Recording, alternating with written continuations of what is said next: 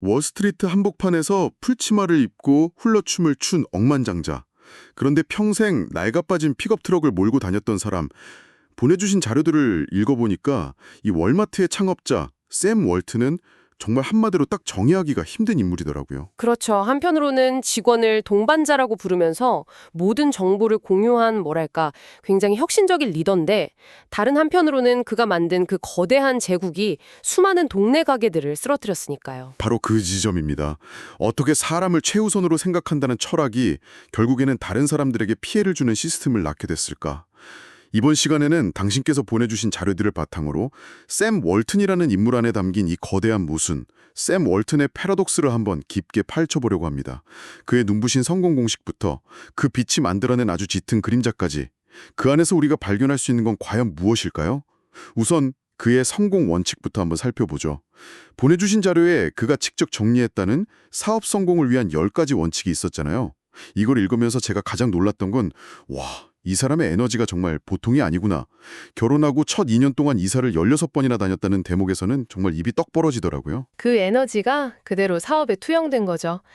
10가지 원칙을 하나하나 뜯어보는 것도 물론 의미 있지만 저는 그 원칙들을 관통하는 핵심 철학, 바로 사람과 시스템에 대한 그의 관점을 중심으로 살펴보면 더 흥미로울 것 같아요.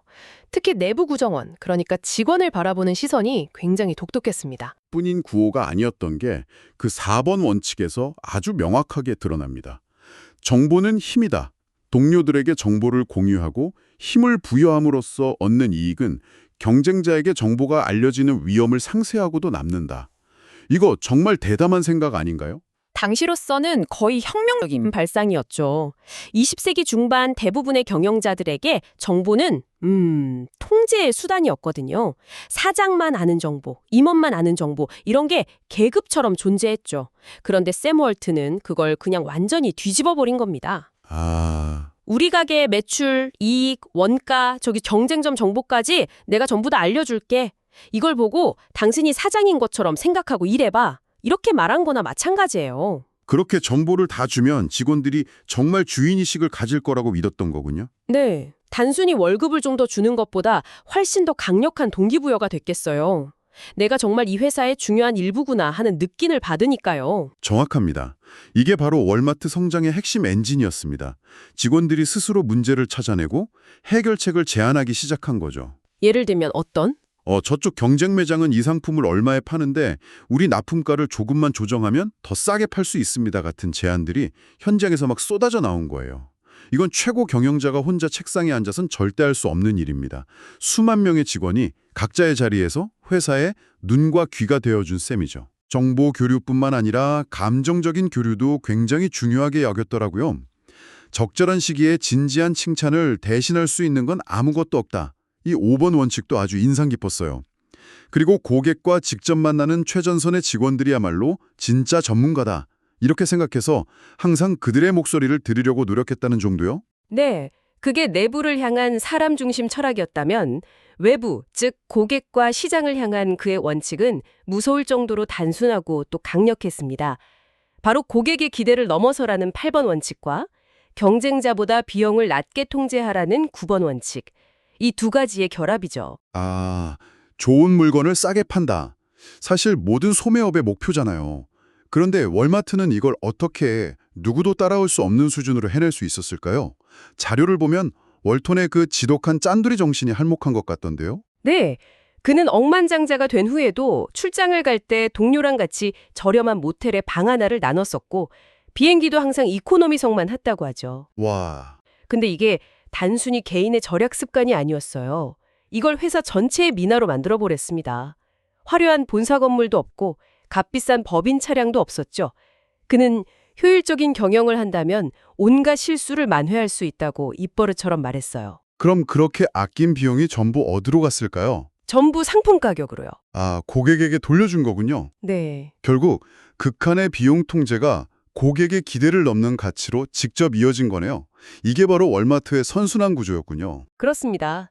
다른 가게들이 1달러에 팔 때 월마트는 80센트에 팔 수 있었던 그 힘이 바로 여기서 나온 겁니다. 그리고 고객들은 그 차이를 정확히 알았죠. 월마트에 가면 항상 내가 기대했던 것보다 더 싸다는 그 믿음, 그걸 심어준 거예요.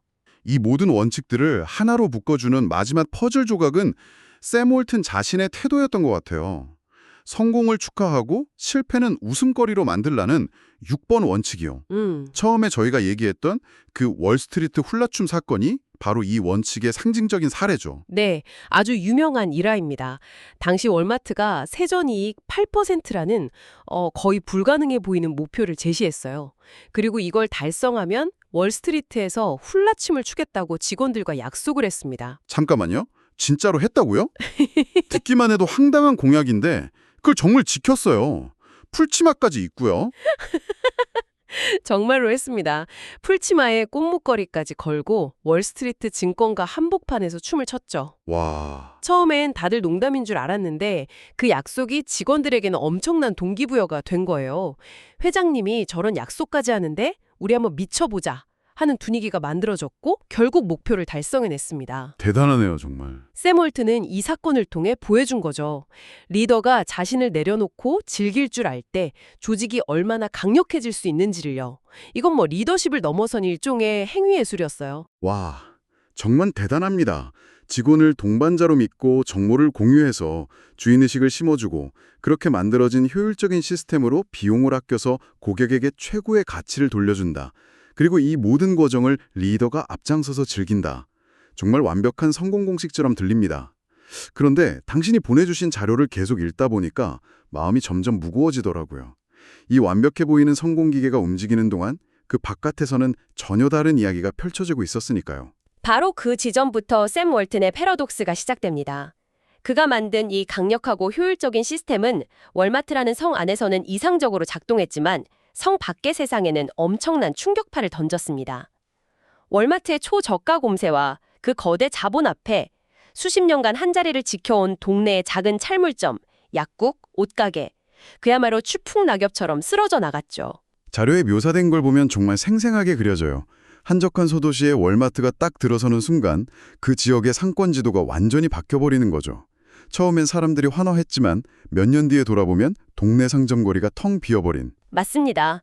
결국 삶의 터전을 잃은 소상공인들은 실업자가 되거나 다른 일자리를 찾아야 했습니다. 그리고 여기서 정말 아이러니한 상황이 발생하죠. 자료에도 언급되었듯이 그렇게 자신의 가게를 잃은 사람들 중 상당수가 결국 월마트의 시간제 직원이 되었다는 사실입니다. 내 가게를 망하게 한 그 거대한 기업에 들어가서 일을 해야만 하는 상황이라니 정말 씁쓸한데요. 문제는 여기서 그치지 않았잖아요. 월마트의 물건을 납품하던 공급업체들까지 그 압박이 고스란히 전가됐죠. 그렇습니다. 월마트의 상시 최저가 정책은 공급망 전체를 쥐어짜는 구조로 이어졌습니다. 월마트는 납품업체에게 경쟁사보다 1센트라도 더 싸게 납품하라고 끊임없이 요구했습니다. 이 요구를 맞추지 못하면 수백만 달러의 거래가 그냥 끊기는 상금이었죠. 결국 납품업체들은 인건비를 줄이고 직원들에게 저임금 장시간 노동을 강요하거나 아니면 더 값싼 노동력을 찾아서 공장을 해외로 이전해야만 했습니다. 결국 고객을 위한 최저가라는 월마트의 그 선한 목표가 그 이면에서는 소상공인의 몰락과 납품업체 직원들의 열악한 노동 환경을 만들어낸 셈이군요. 샘 월튼 자신도 이걸 나중에는 깨닫고 엄청나게 고통스러워했다고 기록되어 있더라고요. 네, 그가 말년에 남긴 고백이 아주 인상적입니다. 나는 그들에게 일자리를 줬다고 생각했는데 사실은 낮은 월급에 일거리만 늘려준 셈이군. 이 한마디에 그 깊은 고뇌가 담겨 있죠. 자신의 성공이 의도치 않게 누군가의 희생을 발판으로 삼았다는 그 사실을 정면으로 마주하게 된 겁니다. 단순히 돈만 많이 번 사업가가 아니라 자신이 만든 시스템이 사회 전체에 미친 결과에 대해서 책임감을 느끼는 한 인간의 모습이 보여서 그 대목이 가장 기억에 남았어요. 바로 그 성찰이 이 이야기의 핵심입니다. 그는 그 불뻔한 진실을 외면하지 않았어요. 그리고 이 깊은 성찰은 아주 중요한 결론으로 이어집니다. 자료에 나온 그의 말을 그대로 인용해보죠. 내가 누리는 이 모든 것이 사실은 내 것이 아니었어. 권리에는 의무가, 소유에는 책임이 뒤따르지. 내가 가진 것에 대해 충분한 책임을 져야겠어. 권리에는 의무가, 소유에는 책임이 뒤따른다. 정말 무게감이 다른 말이네요. 이게 단순히 부자들의 사회 환원, 이런 차원의 이야기가 아닌 것 같아요. 훨씬 더 근본적인 질문을 던지고 있죠. 한 기업의 성공이 사회에 미치는 부정적인 영향까지도 그 기업의 책임 범위에 포함되어야 하는가? 그렇다면 그 책임의 경계는 과연 어디까지인가? 샘 월트는 자신의 성공으로 인해 발생한 그 그림자까지도 끌어안고 충분한 책임을 지겠다고 선언한 겁니다. 이것은 오늘날 기업의 사회적 책임, 즉 CSR이나 ESG 경영의 근본적인 고민과도 정확히 맞닿아 있는 지점입니다. 정말 그렇네요. 오늘은 샘 월튼이라는 한 인물을 통해 성공의 눈부신 공식과 그 이면에 드리워진 짙은 그림자를 동시에 들여다봤습니다. 직원을 동반자로 여기고 흐름을 거스르며 혁신을 이끌었던 천재적인 사업가, 그리고 동시에 자신의 성공이 만든 예상치 못한 결과 앞에서 깊이 고뇌했던 한 인간의 모습을 함께 볼 수 있었죠. 그가 마지막에 던진 충분한 책임이라는 이 화두는 단순히 한 기업가의 과거 이야기가 아니라 오늘을 사는 우리에게도 여전히 유효한 질문을 던집니다. 성공의 진짜 의미는 무엇이고 또 그에 따르는 책임의 무게는 과연 어디까지 감당해야 하는지에 대해서요. 마지막으로 당신께 이런 질문을 던져보며 마무리할까 합니다.